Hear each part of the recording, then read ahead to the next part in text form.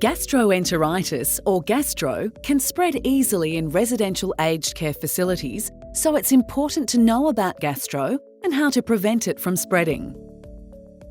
When an elderly person contracts gastro, they are more likely to become seriously ill and may even die. This video aims to help people working in aged care facilities to prepare for managing gastro outbreaks. This video will cover 1. What is gastro? 2. How you know if someone is sick with gastro? 3. How does gastro spread in aged care facilities? 4. Ways to stop the spread of gastro, including importance of hand hygiene and infection control procedures. 5. How you know you have an outbreak and what to do if you suspect one. 6. Specimen collection. 7. Cohorting of residents and staff. 8. What if a resident needs to go to hospital? 9. What to do if you become unwell. 10. How to know when an outbreak is over. 1. What is gastro? Gastro describes a group of illnesses that cause diarrhea and vomiting. These illnesses are spread by a variety of germs, including viruses and bacteria. These germs can be very infectious because it only takes a very small number of the germs to infect other people. These germs can also live on surfaces for many days and weeks if they are not removed properly. The aged care environment places residents, staff, volunteers and visitors near each other, and this means that the germs may spread quickly through the facility and cause illness in many people if not stopped quickly. The elderly are at greater risk of illness because of their age and lowered immune systems. 2. How do you know if someone is sick with gastro? A sick person may have any or all of the following: nausea and vomiting, diarrhea, stomach cramps, sore muscles, tiredness, fever and headaches. Importantly, a person may also have stools different to their normal pattern. Tell your manager if you think a resident, visitor or workmate has the symptoms of gastro. 3. How do gastro germs spread? Gastro is spread via the fecal-oral route. This means that germs in stools pass from one person to the mouth of another person. Gastro-causing germs can spread easily from people's hands, equipment, surfaces or in food. Also, tiny droplets of vomit can sit in the air for some time. This also has the potential to cause illness. People with gastro can spread the germs while they are sick and for up to 48 hours after their symptoms have stopped. Norovirus, or noro, is a type of viral germ responsible for most of the gastro outbreaks that happen in aged care facilities. Just a very small number of these germs on a person's food or hands when swallowed is enough to make them sick. Not washing your hands after attending to a sick resident can spread the germ. Gastro germs are spread through sick residents, sick staff, sick visitors, poor hand hygiene, contaminated surfaces and food. So, not following appropriate infection control precautions can spread the germs and make you and others sick. 4. Ways to stop the spread of gastro within your aged care facility. To stop the spread of germs, it's important to practice good hand hygiene. Clean hands save lives. Hand washing is one of the most important ways to stop the spread of germs, and it's important to wash your hands thoroughly. Did you know there are 5 moments that describe when you should wash your hands at work? These are 1. Before touching a resident. 2. Before a procedure such as putting in eye drops or emptying a urine bag. 3. After a procedure or when you have touched body fluids. 4. After touching the resident or doing cares for the resident. And 5. After touching the surroundings of the resident or items in a resident's room. To wash your hands, wet your hands with running water and apply liquid soap. It's important not to use bars of soap as they can be contaminated with germs and viruses. Rub your hands together for at least 20 seconds. This is the time taken to sing the happy birthday song 1 to 2 times. Make sure all surfaces of your hands are covered with soap, including your palms, the sides of your hands, the backs of your hands, and between your fingers. Rinse your hands, then pat dry with a paper towel. Dry your hands well because damp hands can spread viruses more easily. Use the paper towel to turn off the tap. You should use a suitable hand moisturiser to keep your hands free from cracks and prevent excessive drying. These cracks can allow germs to enter your body and cause infection. Speak with your supervisor if your skin develops cracks or breaks open. To prevent germs and viruses from spreading and to be able to perform good hand hygiene, it's important to keep your nails short. Remove nail polish and artificial nails. Remove jewellery such as rings, watches and bracelets. And keep arms bare below the elbows.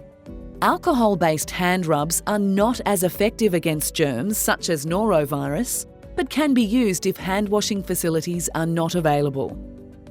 It's important on leaving the residence room that you go directly to a basin to perform hand hygiene using liquid soap and water before you move on to your next task. Infection control procedures. We mentioned it was important to follow appropriate infection control precautions to prevent the spread of germs and viruses. This includes the use of standard precautions at all times when looking after residents. Standard precautions include using correct hand hygiene methods, wearing personal protective equipment, also known as PPE when required, isolating sick residents, cleaning shared equipment between use, disposing dirty laundry, waste and sharps appropriately, and finally, cleaning the environment correctly. In addition to standard precautions, when looking after residents with gastro, you will need to use what is referred to as contact precautions. This means you must wear a gown or plastic apron, gloves and surgical mask. The correct steps for putting on PPE include: 1. Wash your hands before entering the resident's room. 2. Put on a disposable gown or plastic apron. 3. Apply a surgical mask. Shape over your nose. Tie the top tie first, followed by the bottom tie. This gives a more secure fit. 4. Use protective eyewear if the resident you are looking after is actively vomiting or cleaning up vomit. The eyewear should go over your glasses if you wear them.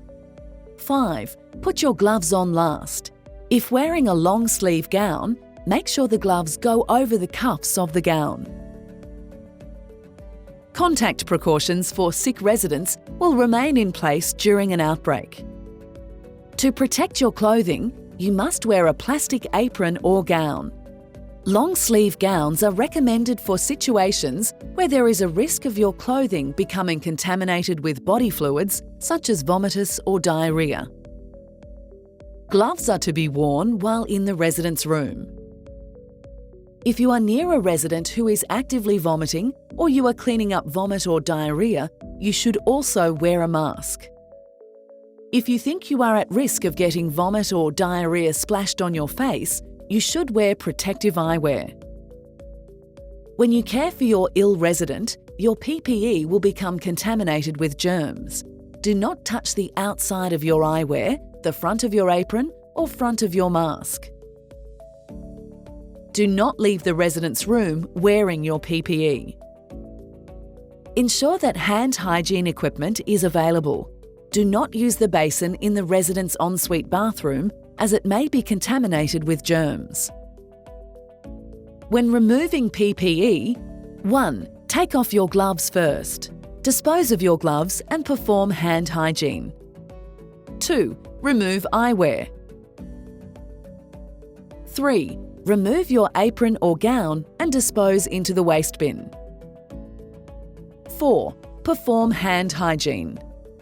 5. Remove and dispose of your mask into the waste bin. 6. Perform hand hygiene and wash your hands with soap and water immediately after leaving the resident's room. Remember, most PPE items are single-use only. Use them once, then throw them away and wash your hands. Do not wear the same PPE to look after more than one resident. Do not hang masks around your neck, put them in your pocket, or lift the mask to talk to someone. It's important you wash your hands before you put on and after you take off gloves.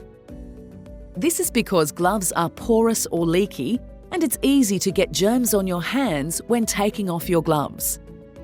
Gloves cannot take the place of washing your hands. If you use gloves, you still need to wash your hands. 5. How do I know the facility has an outbreak? A facility has a gastro outbreak when they have 2 or more cases of gastro in a 24-hour period. This shows that the germ is spreading through the facility. Your manager will contact the local public health unit to notify of the outbreak. The public health unit will provide advice to your manager by telephone and will also provide written resources and letters. Sometimes they may even come to the facility to discuss the outbreak and provide advice on ways to manage the outbreak. 6. Specimen collection. Once cases of gastro are identified, your manager will contact the health practitioner associated with your facility. This may include the GP, nurse practitioner, or the infection prevention and control practitioner. Stool or vomit samples will need to be collected to find out which germ is causing the gastro.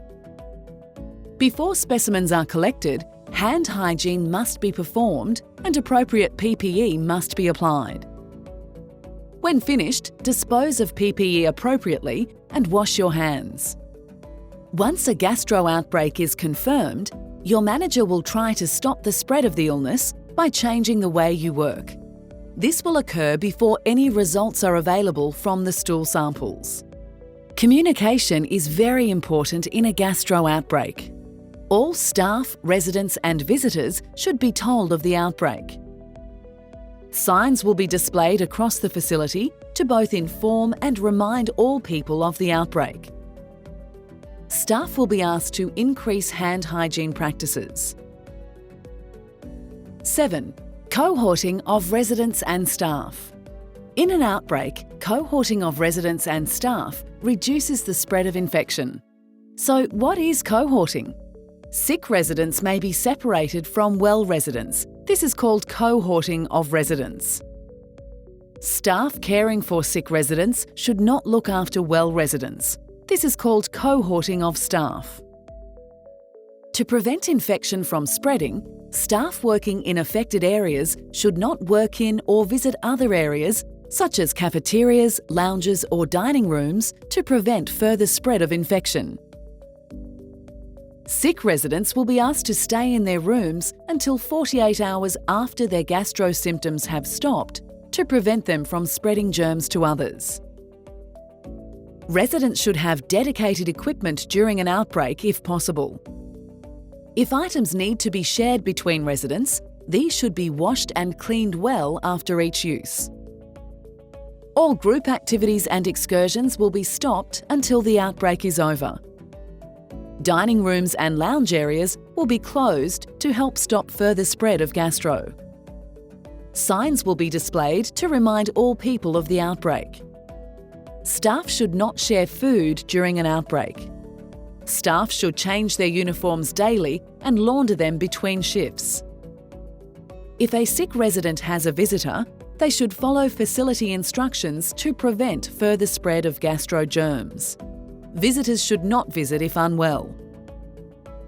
Your facility manager will communicate with staff and families about visiting policies during an outbreak. Cleaning. During an outbreak, your facility will be cleaned more frequently. A neutral detergent mixed with warm water should be used, followed by a disinfectant solution. Surfaces that are touched a lot should be cleaned twice a day. 8. What should I do if a resident needs to go to hospital? When requesting an ambulance, it's important to let them know the resident has gastro, as this prepares the ambulance and the hospital for correct infection control procedures. 9. What do I do if I start to feel unwell? If you become unwell with gastro, it's important you do not work and that you let your manager know. You will need to stay away from work until 48 hours after your symptoms have completely stopped. Did you know that you can spread the germs during this time, even though you may feel better? 10. How do I know when the outbreak is over? Outbreak measures will remain in place for 72 hours after the last resident at your facility last had gastro symptoms. Your manager and public health will let you know when the outbreak is over. If you have any questions about gastro and would like further information, talk to your manager who can contact your local public health unit.